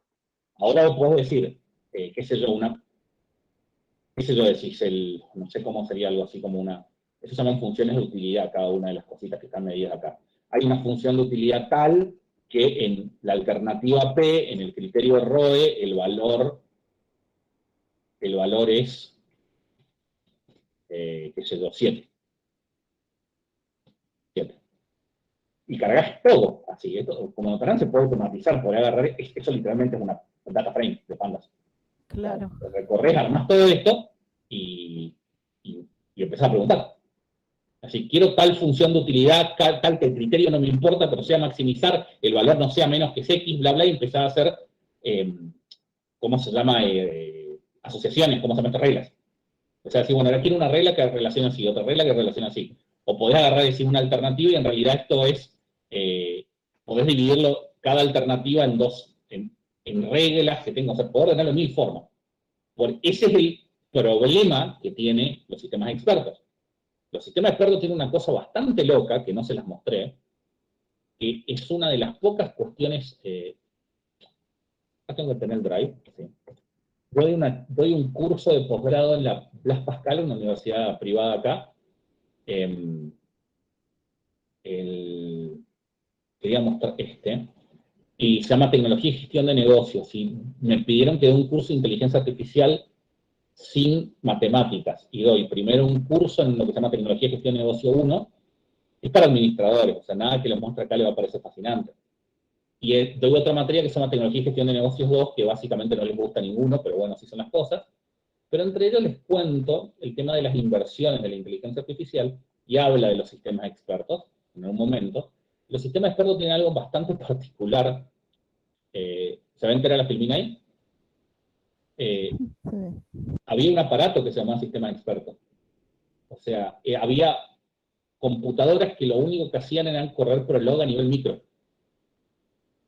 Y obviamente, sí, o sea, básicamente creyeron que iban a poder hacer. O sea, la primera idea de la inteligencia artificial, o sea, bueno, hay un ejemplo Prolog, es el mismo base de datos de ustedes, tienen que andar por acá. La inteligencia artificial se movió así. Vamos a hacer un cerebro electrónico que va a suplantar a la humanidad, no nos da el poder y no le ponemos más plata. El Ivy Winter es le quitamos la plata. No, mirá, los sistemas expertos podemos no hacer todo, pero una cosa la podemos hacer perfecta, anda para. Y después esto que ven acá, a mí esto, digamos, a ver, esta es una crítica que yo le hago a mi propia área, de la parte de computación, que acá dicen, mejoraron los algoritmos. No, acá mejoró el poder de cómputo. Claro. Porque deep Learning se puede hacer porque le tiramos una camionada de datos y así cualquiera. Digamos. ¿Listo? O sea, lo fascinante es, si no pueden, vean una charla, pues se las paso de Pedro Domingos que se llama The Master Algorithm, o lean el libro, también lo tengo. Él menciona de que, digamos, a ver, el cerebro humano, vos le mostrás un ejemplo y generaliza, con uno solo. O sea, necesitas un montón de ejemplos. Y la gente que hace neurociencia puede encontrar muchas más particularidades y más precisas que la porquería que acabo de decir. Pero el tipo cuenta en una charla de Google un montón de particularidades de cómo tenemos 5 grandes tipos de algoritmos de aprendizaje y de inteligencia, y esos sistemas y funcionan muy bien en cada por separado, pero el cerebro hace todas esas 5 cosas juntas. Y ese es el problema que tenemos ahora, pero bueno, por lo menos tenemos cómputo. Claro. Y con eso, Gracias, Juan. con lo que acabo de decir, queda cerrado absolutamente todo lo que les vamos a contar de ingeniería de software. ¿Qué quedó pendiente que me hubiera gustado agregar? Funcional, le pedí a un amigo que está en España ahora y no pudimos coordinar para que dé algo de paradigma funcional. Iba a mostrarle Haskell en particular, pero no hubo tiempo. Bueno, porque no hubo tiempo, nada más, no pudimos coordinar. Queda pendiente una cosa que se llama orientación a actores, que es como una extensión del paradigma funcional orientado a objetos. Fíjense, no es tan difícil. Que hace que las cosas corran naturalmente en paralelo. O sea, vos podés hacerla. O sea, la idea que tiene Alan Kay cuando diseña la orientación a objetos dice: nosotros tenemos células. El tipo pensó en las células. Eso es lo que él pensaba, es una explicación biológica. Cada célula se comporta totalmente autónoma y se pasan mensajes, cadenas de mensajes de un lado al otro. Y él lo que pensó, y lo expresó muy mal, expresó en las células. Y en realidad lo importante de este sistema es el mensaje. Y él lo que quería hacer era pensar al cómputo como un montón de cuestiones distribuidas. O sea, un montón de cosas que corren y que no tienen ninguna información de qué pasa alrededor de él. Entonces vos solamente le decís, che, vos que te encargás de la digestión, ¿qué estás digiriendo? Y la célula dice, espera, ya te aviso, cuando lo sepa te digo. Olvídate. ¿Y vos quedás bueno? Eso es la idea original de la orientación a objeto y terminamos haciendo casi una aberración que son las clases. Tiene sus ventajas, tiene un montón de ventajas de clases. Pero a la idea original fue como ¿cómo se llama? Una deformidad de su idea original. Y eso es lo que lo terminaron implementando en un lenguaje que se llama Erlang. Erlang viene de Ericsson Language, que es de la empresa Erlang, de la empresa Ericsson, para telefonía. Y ellos lo que necesitaban eran cuando hay dos llamadas telefónicas, imagínense que nosotros estamos llamando todos a través de un único hub, ahora que es Google. Si cae ese hub, cagamos, todos nos desconectamos. Pero no tienen por qué caerse otros hubs que están conectándose, otras charlas que están sucediendo en este mismo momento. Entonces, el hub que nos conecta a nosotros, lo que sea que está en el medio comprimiendo nuestros datos para que no reventemos todo, es un actor. Otro hub es otro actor. Y si se cae este actor no tiene nada que ver con el otro. Y hay un actor central que es el de Google que dice, te caíste, te caíste, te caíste, te caíste, te caíste, uy, se cayó. Y te manda a la página de inicio. ¿Viste? Esa es la idea de actores, actor model. Y eso es la idea ingenieril de actores y tiene una matemática ultra remil pesada si tienen ganas. Depende de lo que tengan ganas. Eso era otra cosa la que quedaron pendiente y no dio el tiempo. ¿Algo más? Aparte, patrones de diseño también. Sí, patrones de diseño nos quedó afuera. Patrones de diseño se aplica mucho a orientación a objetos. Hay un montón. El tema es que cuando vayan a patrones de diseño, de hecho está si ustedes van a patrones de diseño, esto se puede hacer una mini repasada ahora, aprovechando que tenemos tiempo y es la última clase oficial. La clase que viene va a venir Juanlu, el gallego. Él es core developer de AstroPy y trabaja en RTDocs, él va a dar la última charla, ya dio el año pasado. Aprovechenlo, bombardéenlo, pregúntenle, porque está metido en un montón de proyectos de ciencia grandes. Y si le preguntan qué cosa mala tiene un proyecto como AstroPy, se las va a decir, no se preocupen. Y no va a tener problemas en decirlo que ha grabado. Patrones de diseño. Los patrones de diseño, hay un libro que se llama Patrones de diseño, Wikipedia, vamos por acá. Hay un montón de patrones, por ejemplo tenés los patrones de arquitectura, que están acá abajo, que son estructuras naturales que uno cae, voy a mostrarle un patrón, muy pavote. Patrón Factory. Se escuchan roncar, es mi perro que está roncando atrás. Y Python, cualquier Python, nada. Imagínense que queremos hacer una función, vamos a hacerlo con funciones, para que sea más fácil. Ves sumar. Recibe dos cosas para sumar, A y B, y recibe, A y B, recibe un backend de suma, o sea, un motor subyacente que se va a encargar realmente de sumar. Que es, esto es lo que se llama strategy, o sea, el sumar no sabe sumar, sabe delegar la operación de suma a los motores adecuados. Esto es una pavada, lo que les voy a mostrar, pero les voy a contar después para qué sirve, en serio. Esto también lo que se llama es la inyección de dependencias, o sea, sumar no sabe hacer nada, necesita depender de algo para sumar. Eso también es otra forma que lo van a ver. Vamos a llamarle backend, y vamos a llamarle que el backend por defecto es el Python.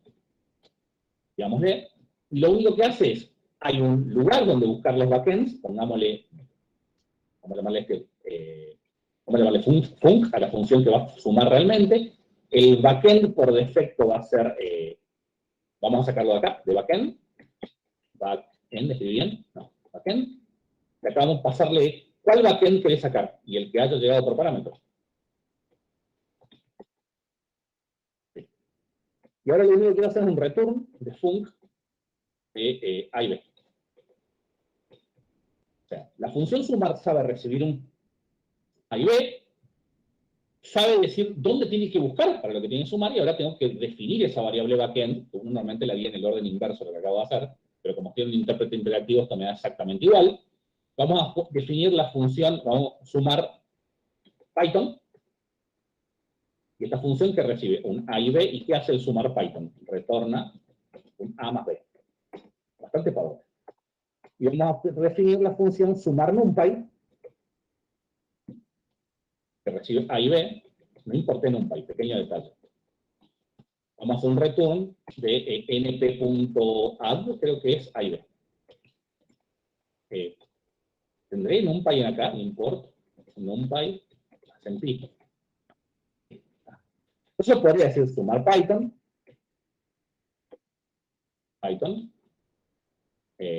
1 y 2, sumar NumPy, 1 y 2. Ahora lo que tengo que hacer es este registro donde van a estar todos los backend. Lo habíamos llamado backend, y ahora voy a hacer un diccionario en el cual voy a poner Python. Voy a pasarle acá sumar Python.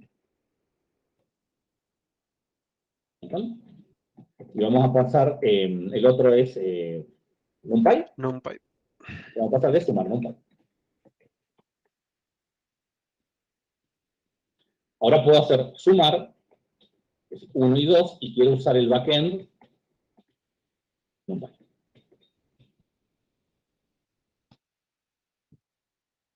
Quiero pasarle el backend Python. Esto es el patrón strategy. O sea, tengo un objeto, le doy la estrategia que quiero que ocupe, encargate de pasar las cosas. Esto es una trivialidad. ¿Para qué sirve? Estamos trabajando en un proyecto con Fede, que anda por acá, en un proyecto que se llama Galaxy Shop, que es de un grupo del año pasado, y Open Galaxy Shop.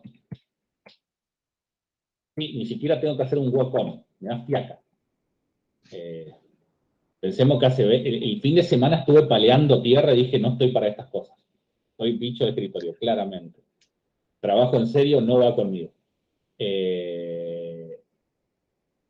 Bien, ¿no? No quería ir para. Vamos a cerrar este que está acá, close. Y don't save. Control P era, ¿cómo se llamaba lo que tenía que entrar? Era potential. Sí. Potential. Fíjense esto. Esta porquería hace algo que, para el que no sepa, no importa, que calcula el potencial de las partículas de una galaxia simulada. El punto es que originalmente habíamos implementado esta porquería que anda perfecto, este NumPy Potential. Excepto, te dejo decirlo vos, Atrinchi, que vos sabés mejor porque esto no anda tan bien. Te explota la memoria Mal. muy rápidamente. Muy mal. Toda esta porquería hace que haga la memoria para arriba. Y esto es lo que llamamos NumPy Potential. Fíjense que recibe un X, un Y, un Z, las masas y el softening, que no importa. Pero teníamos dando vuelta hace rato un proyecto en Fortran que hacía lo mismo. El proyecto está escrito en Fortran, obviamente tenés que ir a un código Fortran que está por ahí, y este Fortran Potential lo que hace es, fíjense que la firma es la misma, y los returns son los mismos. Exactamente igual. Entonces eso es lo que se llama que el contrato de la función es el mismo. Tanto lo que entra como lo que sale es siempre igual. Y esto lo que hace es internamente termina llamando una función Fortran. ¿Cuál es la ventaja? Esto anda rápido, no te explota la memoria, pero hay que compilar. Vos elegís una lado. Y la función potencial realmente, fíjense acá está el potential backend, registramos los dos, y esta función recibe una galaxia, hay un backend que se carga por defecto, el por defecto se carga acá arriba, que te dice, si pudiste cargar el potencial Fortran, o sea, está compilado, Si no pudiste, usa el de NumPy, si pudiste, usa el de for. Y acá adentro lo que hace es simplemente transforma un poquito los datos, que no calienta para cualquiera de los dos backends, y acá ejecuta realmente la función que va a hacer. Entonces vos siempre llamás esta y decís, bueno, tomá y Fortran, por favor. No me anda. Bueno, NumPy. Y tenemos 3 que hacen que calculás las dos cosas y en un orden de exactitud razonable te dan el mismo resultado. Esto es un patrón de diseño y el patrón de diseño strategy. Después hay otros patrones de diseño. Esta es una mezcla en realidad porque es también otro patrón que se llama factory. El factory es el patrón factory lo conocen y lo han usado. De hecho, lo usan mucho. ¿Sí? Y es este. np.array 1, 2, 3. P. Esto no es una clase. La clase es ndArray. Eso es una función factory. Que lo que hace es, che, yo te paso un iterable, fíjate cómo mierda lo convertís en un NumPy array y devolvémelo. Vos podés darle parámetros para restringirle, por ejemplo, decís el dtype, quiero que sea flotante. Podés limitarlo un poco el funcionamiento y anda. Pero si ustedes quieren usar la clase realmente, que es ndArray, yo no sé usarla. 1, 2, 3, antes andará. Uf. ¿Qué carajo hizo, digamos? Porque tenés que pasarle, a ver, si le paso dtype int.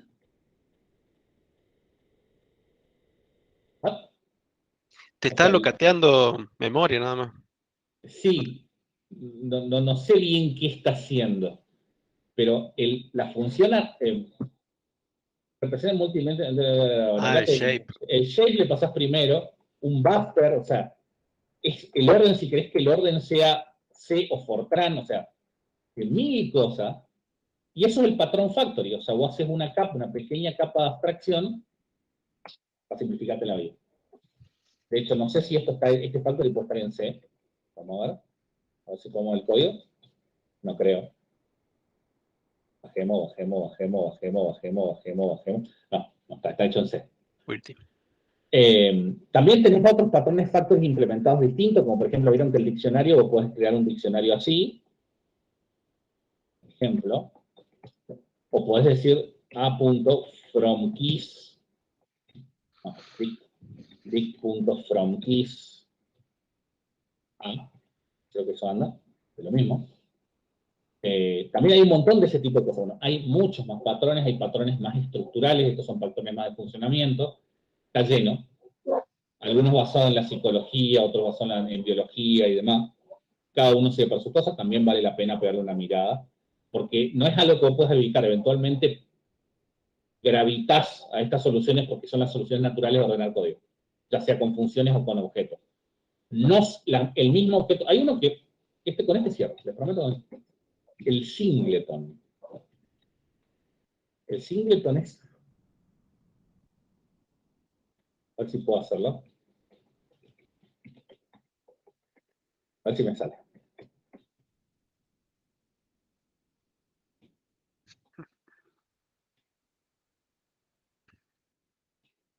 Total lo hago. KWS, total no le uso para nada. Obj es igual a super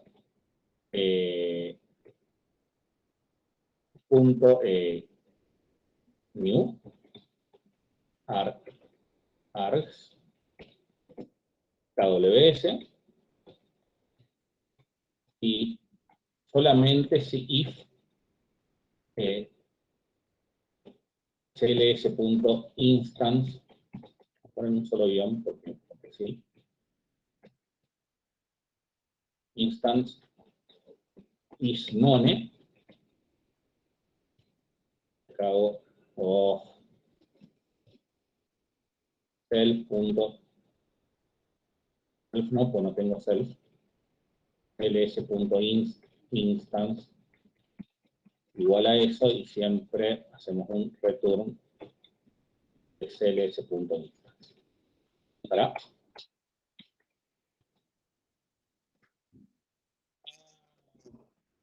sé qué hice mal. Bueno, no me iba a salir tan fácil. El punto es que el singleton, en algo está mal, lo que hace es, no importa cuántas veces tratás de instanciarlo, siempre te vuelve el mismo objeto. Siempre. Y tiene sentido en algunos casos. Algunos dicen que está mal, pero eso existe. ¿Viste? O sea, hay miles de patrones. Voy a decir, bueno, creo, por ejemplo, el none. El tipo de none, la clase none, es none type. Bueno, y esto es la clase none type, o sea, none type. Esa es la clase. Bueno, listo, pero quiero instanciarlo. Y yo pregunto si lo que instancio es el none original, y sí. O sea, no importa cuántas veces instancias la clase, siempre va a ser exactamente el mismo objeto. Devuelve la misma dirección de memoria. Eso del objeto singleton. El none type es un objeto singleton. Y qué sé yo cuál otro, el true y el false también. O sea, en realidad es un bingleton o algo así, que devuelve dos cosas y nada más. Pero bueno, esto está lleno, es de otra cosa que las que quedaron pendientes. Así que acá freno. ¿Alguna pregunta? Juan, a mí me quedó una duda con lo de Prolog. Sí. ¿Se usa mucho para base de datos? ¿Y cuál sería la diferencia trabajarlo directamente en SQL? Por lo que vos contaste, obviamente, te estoy consultando. Desconozco de Prolog. No creas que yo sé mucho más, ¿eh? Por medio de lo que te acabo de mostrar, y ya está. Sí me doy cuenta cuál es la ventaja que tiene. Crear reglas rápido. O sea, vos podés ir a agarrar y vos Bien, entendí. vos como científico podés ir a preguntarle a un colega y decirle, ¿qué te importa? A mí me importan las cosas que están relacionadas así. Y vos vais a escribir esa regla. De hecho, tengo cargado por ahí en algún lugar. La condición a la base de datos es lo que te sobrevive y es lo que te queda ahí para trabajar. Sí, entendí la idea. De hecho, o sea, por empezar, no son relaciones, son conocimientos flotando en el éter. Uh-huh. Es más parecido a lo que pensamos nosotros. ¿Cómo pensamos nosotros? O sea, sí. O sea, qué sé yo, te digo, papel higiénico, rollo de cocina. Vos vas a buscar esa relación y decís, bueno, es papel tisú de los dos. Unas son más cortitas, qué sé yo. Ese tipo de relaciones, escribirlas en una base de datos, vas a tener que hacer una relación que relacione dos tipos de papel y motivo. O sea, se vuelve re tedioso. Sí, sí, entiendo. Prolog lo que dicen es, en realidad, en vez de un lenguaje, es un motor de inferencias. ¿Sabés? Otra cosa se puede hacer brutalmente con Prolog, Property Based Testing. Tratar de encontrarle la vuelta para buscar casos extremos para romper mi test. Ese tipo de cosas puedes hacerlo. Y algo que se usa mucho Prolog es internamente en bases de datos. O sea, tienen motores de programación lógica internos las bases de datos. O sea, pero porque necesitan, porque es más fácil programar eso que, imagínate programar lo mismo en C. Te volvés tarado. Sí. Directamente.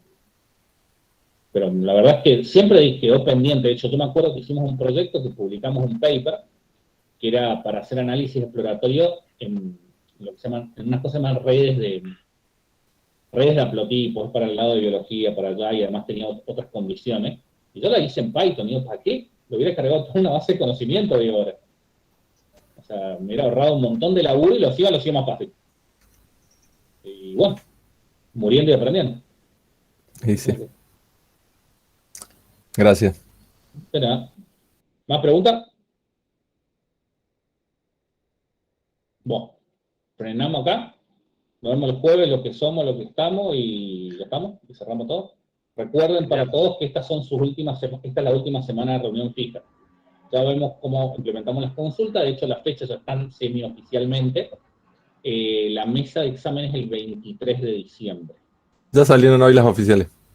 Bueno. No sé si la de posgrado. Sí, grado, tenés razón. Sí, la posgrado todavía no. El tribunal es el mismo que el del año pasado, así que está recontraentrenado con este tipo de proyectos. Es el 23 de diciembre, significa que hasta el 23 de diciembre tienen tiempo para decir, quiero rendir tal fecha. Eso significa, básicamente. Pero bueno, gente, los dejo. Nos vemos el jueves. Genial. Gracias, Juan. Dale, cuídense. Perfecto. Bárbaro, nos vemos. Gracias, Martín. Hasta luego. Chau, chau.